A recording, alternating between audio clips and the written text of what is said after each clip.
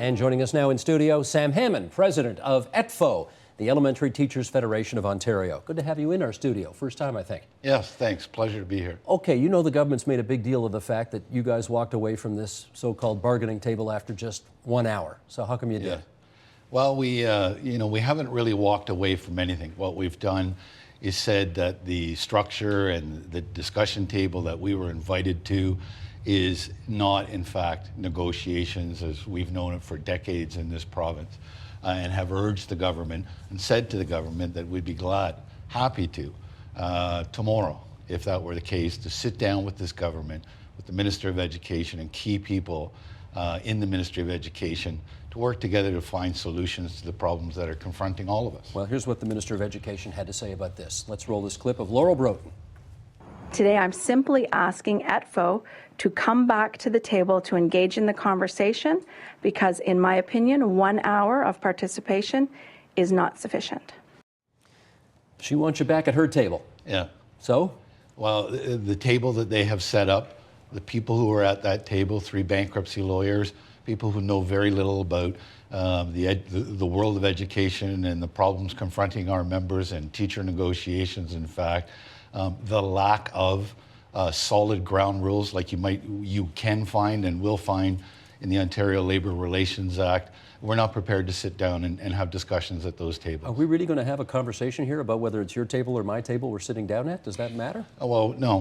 What we're saying is we want to have a conversation, and we are now headed to have that conversation on the Ontario Labour Relations Act with school boards across the province. Dwight Duncan, in tabling the 2012 Ontario budget, said that these are tough economic times. He's got a $15 billion plus deficit to deal with, and everybody's got to do his or her part to get the budget back to balance. So the question, let's start with this. Why do teachers think they ought to be exempt from that exercise? Well, teachers don't think that they should be exempt. I don't think we should be exempt. ETFO doesn't think we should be exempt. And I'd say to you, probably most unions across the province, public sector unions, don't think that they should be exempt. Well, if he's asking everybody for zero and you're not prepared to take zero, then that's asking to be exempt.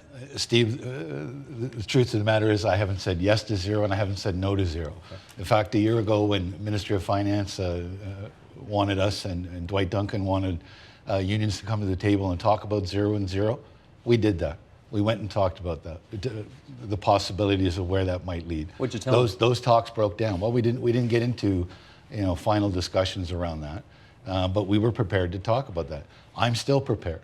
Our members are prepared to talk about all scenarios under the Ontario Labour Relations Act or at a table with the provincial government that has very clearly defined rules, a set of rules, and where all the options are on the table. So it's got to be real. You think this process isn't real right now, is that the thing? Absolutely. That's what I'm saying. Okay. Let's hear from the Minister of Finance, because he said he was on this program, and I said, if this is all about respect, how does it show respect to public sector employees by telling them at the beginning of the game that you got to take zero and lump it? So here's what he had to say about that. Roll tape, please. But I got to follow up on that because you say on the one hand you respect teachers, and I believe that you do. You have demonstrated over 8 years that you have respect for teachers. But on the other hand, you say, take zero, or we've got this hammer waiting for us, waiting for you rather, in our back pocket. How does that show respect? I think it shows respect because we want to protect teaching jobs. We want to build on the gains we've made. Remember, we're not asking for large cuts here. We're asking for a pause. We're protecting defined benefit pension plans. We're protecting, young teachers in the classroom. I come from a place where a lot of people lost their jobs, had their benefits cut, and that's happened across the private sector. We had good agreements with our teachers in 04 and 08, and working together, we've been able to build a better education system. We want to preserve that, protect that. We need their help. Wants your help, says he respects you. What do you say? Listen, I've told the Minister of Finance, I've told the Minister of Education, I have tried to tell the Premier on different occasions, we're prepared to help. But let's not do it in the way that you've put forward. And in terms of respect, I have to agree with you. I couldn't have said it better than you did in that clip. In terms of if you want to work with us, you want to find solutions, don't tell us that it has to be A, B, and C. And if you don't agree to those things, we've got this legislative or we've got this regulation hammer over your head and over the heads of boards and administrators across this province. If you don't agree to it, here's what we're going to do. Teachers have had a pretty good relationship with the McGuinty government for 8 years. Would you agree? Absolutely. So when you saw in the Ontario budget, this actually wasn't in the budget, but they announced it on budget day, this proviso that if you don't accept the zero that we're looking for, we've got this legislative hammer to send you back to work. What was your reaction? It was unprecedented, disturbing, unprecedented, and I was shocked. We talk about a relationship that we've had with this government over the past 10 years, and I've acknowledged that it's been a great relationship, but it's those sorts of things that this government did not run on, did not put out there, that we haven't had conversations with them about.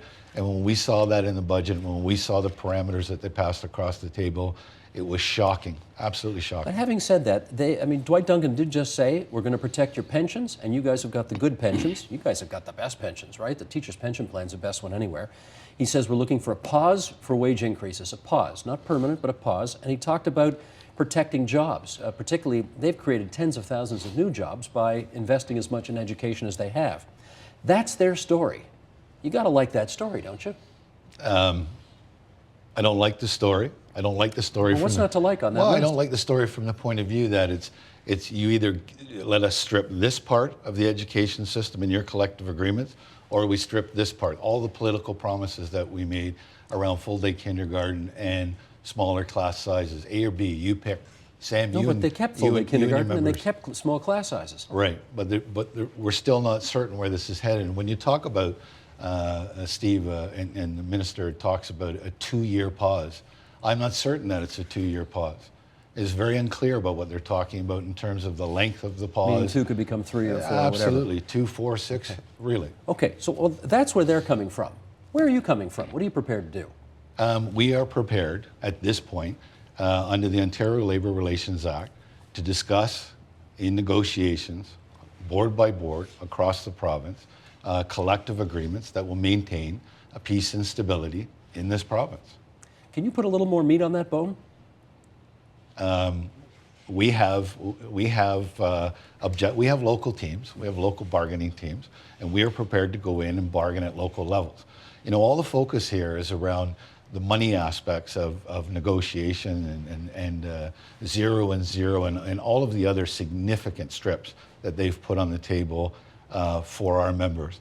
There are numerous non-monetary items, workload issues that we want to and are prepared to negotiate at the local level. Is it fair to say, Sam, you're a politician?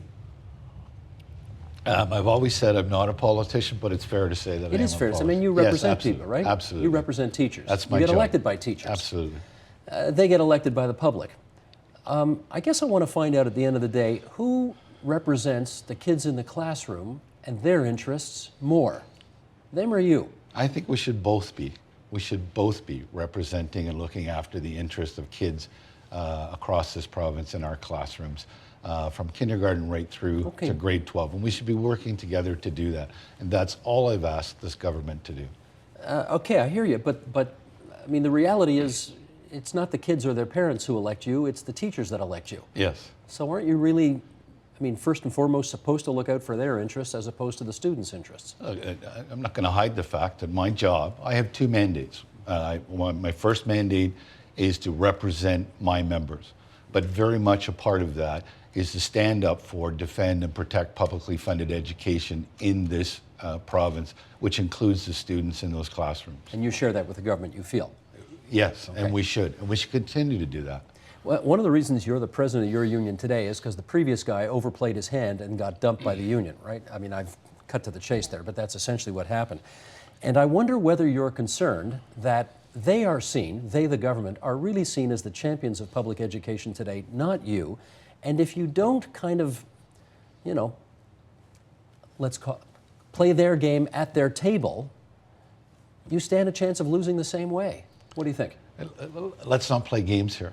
That's my response to that. Let's stop playing games and let's get down to real negotiations on behalf of this government, the deficit problem that they have, my members and students and parents in this province. You're running to run the risk of sort of 8 years of labor peace going down the drain? We are going to move into local negotiations, and we are going to cross those bridges when we come to them. Have I got time for this? How much time have I got left here? One and change? Let's play this fast clip, okay? Doug Little, on this program not too long ago. Roll tape, please. If we can turn it political for a second, Steve, no government that takes on the teachers this way survives. Oh, no, none of them have. None of them have. Yeah. That's right. And Christy Clark will go down in British Columbia for what she's doing there. Bob Ray went down for this. Took 2 terms for Harris to go down. He was wounded the first time. Took Eves out the second time. They're going to lose. And the Liberals are going to come third in the next election if they do this. Here's the bigger question, though. Here's the bigger question. The teachers didn't like David Peterson in the late 1980s, so they took him down. Yeah. Then they got Bob Ray.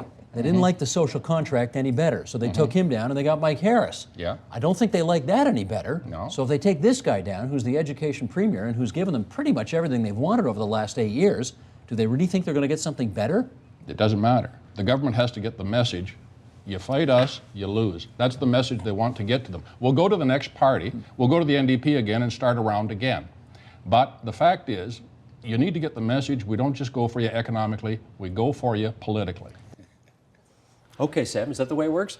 I don't know if that's the way it works. I'm not focused on who's going to win the next election. I'm focused right now on trying to represent my members and resolve I hear the you, problems but that are in front of us. If McGuinty doesn't play ball the way you want, you take him down? I'm not prepared to talk about that. I mean, we will deal with those situations when we get to it. That's Sam Hammond, president of ETFO, the elementary teachers. Thanks for coming into TVO tonight. Pleasure, Steve.